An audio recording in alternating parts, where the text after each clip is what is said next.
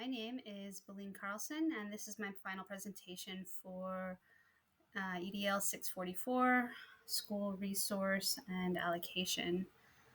I think that this class has basically been about how to be a good building manager.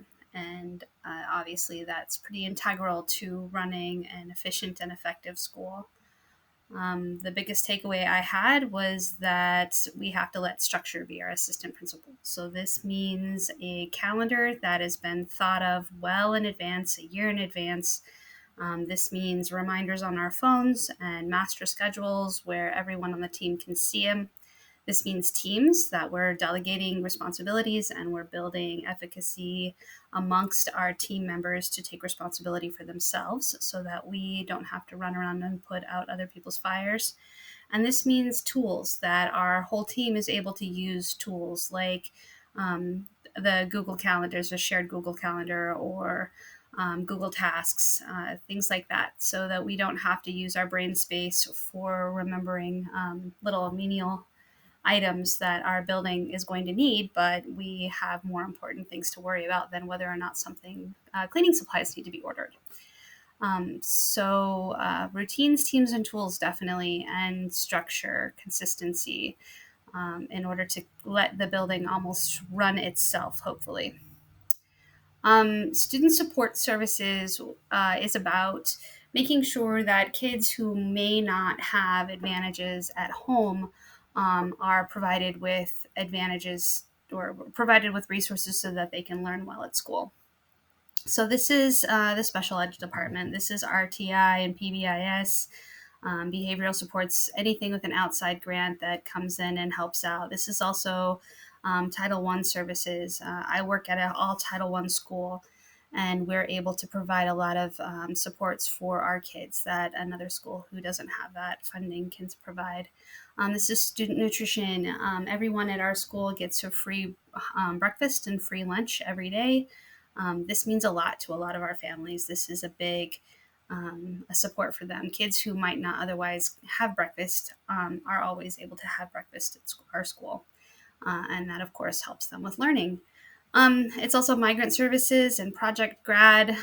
We have a lot of families who are really hardworking families. They don't have the time and energy to promote academics at home. They can't support their kids. They don't know how to support their kids. And so we are able to take these different student support services and create a wraparound system to support all the kids in our building, regardless of whether or not they have a mom or dad at home, or if any family member who can help them with their homework or help them with um, what we would typically, like stereotypically, assume that families would be able to do for kids. In the bigger picture, these support services are really about social justice and creating equity amongst families who might otherwise have been disenfranchised, either historically or even now. We have a lot of poor white kids in our community who um, need extra help, and we're able to give that to them. Personnel evaluation, the biggest advice I got from interviewing administrators was that you always keep the kids in the center. It's about the learning, it's not about the teaching. And in a bigger perspective, like running a building, or administrators who need to think about running teams of lots of teachers, it's really important to make sure that you're scheduling in time for casual observations. Observations shouldn't always be summative. They shouldn't always be high stakes. They should be casual and informal and provide an opportunity for conversations to move teachers forward in their practice. I've included images here of Google Forms and Google Sites because I think that creating a structure in the school where teachers can save their artifacts and be reflective about their practice would be beneficial, either privately or shared with the administrator, or even as a whole school to work together in a collaborative setting to move everyone's practice ahead. And then I think everyone needs a really intimate familiarity with whatever rubric they're being assessed against. So in my case, it's the Danielson And it's important for me to know what the Danielson is about so that I can move my practice ahead. And it also provides me with the tools to discuss this with my administrator, and I can be reflective in my practice and collect artifacts. I would want to provide the same structure for that in my building. Funding is a huge issue, obviously. Every school receives monies from its school district, and the district receives monies from a variety of places, most of which are the state, which is a base student allocation. The state gives every district monies based on that. We also get money from the Kenai Peninsula Borough, which kind of makes up the shortfall between what the federal government gives and what the state gives. Our school district asks the borough to provide the difference, more or less. This year, the difference is, I believe, about $43 million. So it's not an insignificant chunk of money. Um, the biggest thing is that at the building level, um, oftentimes a building administrator won't have the money that they need for special programs or extra opportunities for the kids. And sometimes those special programs and extra opportunities are really what makes the building, pop as far as showing off to parents and engaging students. And that's when it comes down to the teachers and the building administrator to know who to reach out to in the community to ask for grants. The Rotary International is always a great source for different projects, specific projects. And in our area, the Homer Foundation is willing to help out teachers and schools with a specific need. The most important thing with budgeting is going to be organization, of course, knowing where the funding is coming from, knowing what that funding has to be spent on or what it can be spent on, and asking oneself, like, is this going to fall in line with the mission, vision, and values, and is it serving the students? So that's data collection, knowing if a program has had engagement, has increased student engagement, has had good participation, and then asking, is this increasing a student's academic performance as well? So it's about data collection, looking at activities critically, and staying extremely well organized. And of course, asking who to help. Facilities facility and maintenance was interesting. I had the personnel evaluation conversation, and one of the things that the Dr. Christine Ermold brought up as far as evaluating personnel was talking about curbside appeal. So she was talking about curbside appeal of classrooms and of buildings in general, and how we have to ask ourselves, is this place an attractive place? Is this some place where students and staff want to be? Facility and maintenance is another place where routine and consistency and scheduling and organization is going to make the difference between having to deal with one crisis after another or things running smoothly. And then also this concept of, is this an attractive and welcoming place to be? Those are the big questions with that.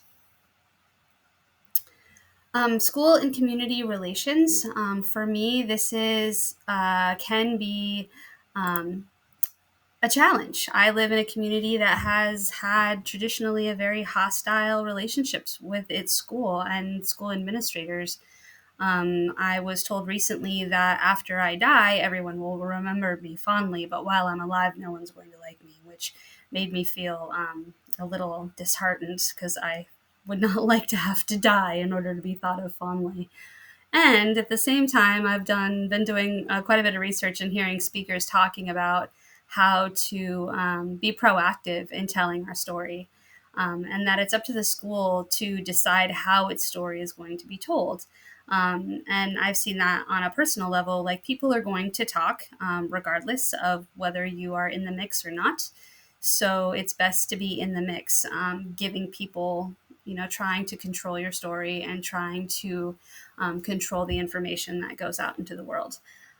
We can do this nowadays very easily with social media, of course, being very aggressive about our social media presence and advertising all the great things that we do every day for students. Maintaining positive relationships with families as much as we can, being very proactive about reaching out to key community members, being really strategic about speaking with, in our case, it would be like the local deacon, people who are involved in the church community. There isn't a lot of other community really in our area, but we can reach out and talk and try to ask the questions and serve the needs. I know that a consistent K-12 after school basketball program in our building, even if it was just 2 or 3 times a week, a couple of hours of basketball after school every day, would be just like balm on the souls of the people that live around us. So, while this is probably our biggest challenge right now in my school, I think it's one that can be addressed with, aggressive social media presence and providing athletic outlet for the people that are in our community. To wrap up, even though like this class was basically, management, this was something that a person might experience in a business program or, a hospitality program. This is how do you run your building? How do you manage your personnel? How do you deal with your budget? Like this class made me a little bit sad about being a principal. I mean, I know all of these parts have to be managed. Um, but it all comes down to that vision, mission, values. Like, are we living up to these things on a daily basis? Are we, making plans to that will shore up our core values? Are we making plans that will meet our mission statement our every day? I think with that concept firmly in mind, I think a principal can be successful as long as they're remembering to be proactive and remembering to be organized so that they don't end up having to spend their days putting out fires, and kind of training their personnel and their building to run themselves, so that they can focus on instruction and important projects to help students. So keeping students at the center and always working to support the vision, the mission, and the values.